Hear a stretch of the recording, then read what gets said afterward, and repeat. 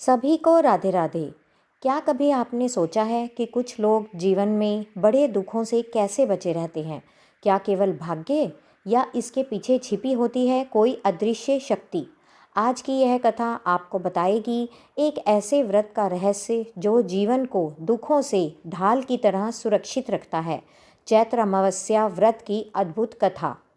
पुराणों में वर्णित चैत्र अमावस्या व्रत कथा केवल एक रोचक प्रसंग नहीं बल्कि यह व्रत की शक्ति और अमावस्या के गूढ़ फल को भी संकेत देती है। कथा के अनुसार किसी प्राचीन नगर में एक पराक्रमी राजा राज्य करता था। राजा की रानी स्वभाव से अत्यंत धार्मिक, सरल और श्रद्धावान थी। वह नियमित रूप से अमावस्या का व्रत करती, दान देती और देव पूजन में विशेष रुचि रखती थी। राजमहल के ठीक सामने एक धनी साहूकार की भव्य हवेली थी। समय के साथ रानी और उस साहूकार की पत्नी के बीच घनिष्ठ मैत्री स्थापित हो गई। दोनों स्त्रियां एक दूसरे से अपनी सुख दुख की बातें साझा करती थी। रानी के पास राज सत्ता का वैभव था, परंतु एक बूंद भी अभिमान नहीं था। उसके भीतर केवल धर्म और व्रत की भावना प्रबल थी। एक दिन राजमहल के प्रांगण में बैठी रानी ने साहूकार की हवेली की दिशा की ओर से जोर जोर से रोने की आवाज़ सुनी। रानी चौंक उठी और तुरंत अपनी सखी के पास पहुंच गई। वहां जाकर देखा तो साहूकार की पत्नी विलाप कर रही थी। रानी ने पूछा कि ऐसा कौन सा दुख आ पड़ा है। तब साहूकार की पत्नी ने भारी मन से बताया कि उसके इकलौते पुत्र की मृत्यु हो गई है। यह सुनते ही आसपास के सभी लोग शोकाकुल हो गए। रानी के लिए यह बात समझना कठिन था, क्योंकि पुत्र वियोग का अनुभव उसे स्वयं नहीं हुआ था।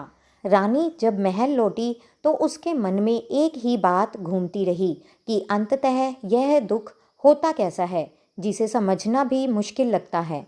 उसने राजा से प्रश्न किया कि पुत्र की मृत्यु जैसा दुख कैसा होता होगा। यह मन में बार बार उठता है। राजा ने सोचा कि यह प्रश्न केवल शब्दों में समझना कठिन है। राजा ने रानी से कहा कि जब किसी का अपना पुत्र मरता है तब ही वह इस दुख की गहराई को महसूस कर पाता है। रानी का स्वभाव सीधा और निष्कपट था।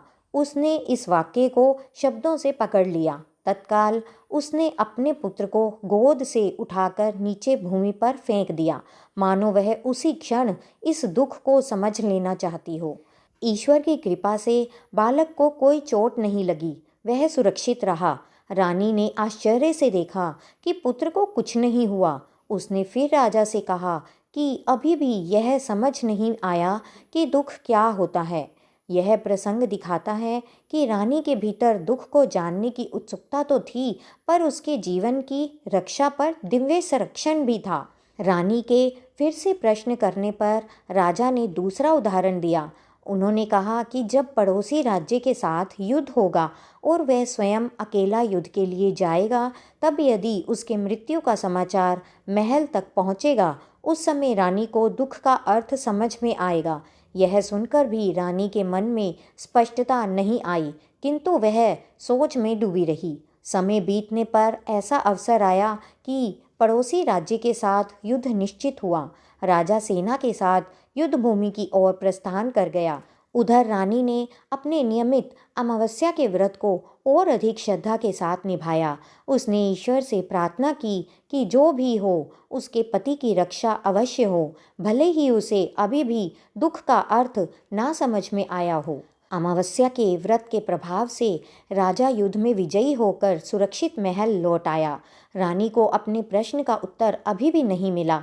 उसने फिर राजा से पूछा कि वह दुख का अनुभव कब कर पाएगी। यहीं से कथा का अगला मोड़ प्रारंभ होता है।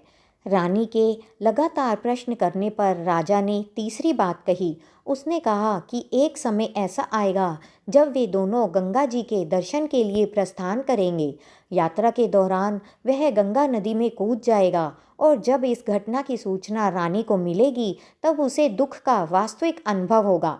रानी ने यह बात भी सुन ली, पर उसके मन में अमावस्या व्रत के प्रति अटूट भरोसा था। उसे विश्वास था कि जिस व्रत ने अब तक उसकी रक्षा की है वह आगे भी उसे और उसके परिवार को बड़े संकट से बचाए रखेगा।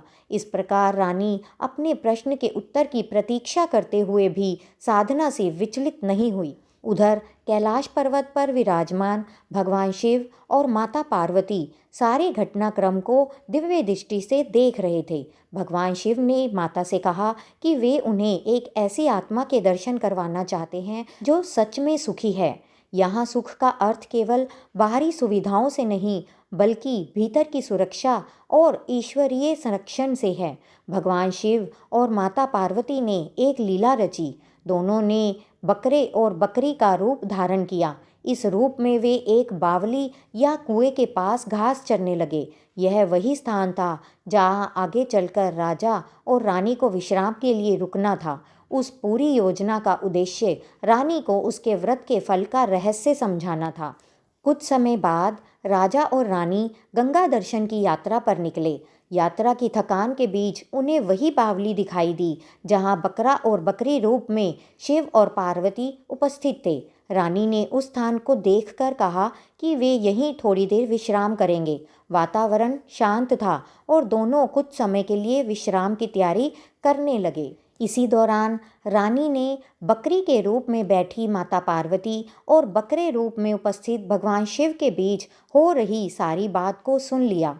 वह ध्यान से सुनती रही कि वे किस विषय पर बात कर रहे हैं। वार्ता में भगवान शिव माता से कह रहे थे कि जिस रानी ने जन्म जन्मांतर से अमावस्या व्रत को नहीं छोड़ा उसे इस जन्म में कोई बड़ा दुख प्राप्त ही नहीं हो सकेगा। अमावस्या व्रत ने उसके जीवन के चारों ओर एक सुरक्षात्मक कवच बना दिया है।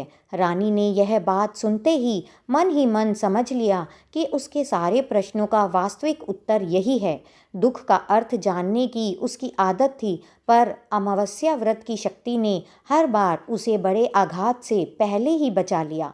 जब रानी को यह दिव्य रहस्य ज्ञात हुआ कि अमावस्या व्रत के प्रभाव से उसके जीवन में गंभीर दुख प्रवेश ही नहीं कर पा रहा, तब उसे समझ आया कि ईश्वर का अनुग्रह किस प्रकार साधक की रक्षा करता है। वह राजा के पास गई और उसे पूरी बात बता दी कि कैसे भगवान शिव और माता पार्वती ने बकरे और बकरी के रूप में उसके अमावस्या व्रत की चर्चा की और यह घोषित किया कि रानी को इस जन्म में शोक नहीं मिलेगा।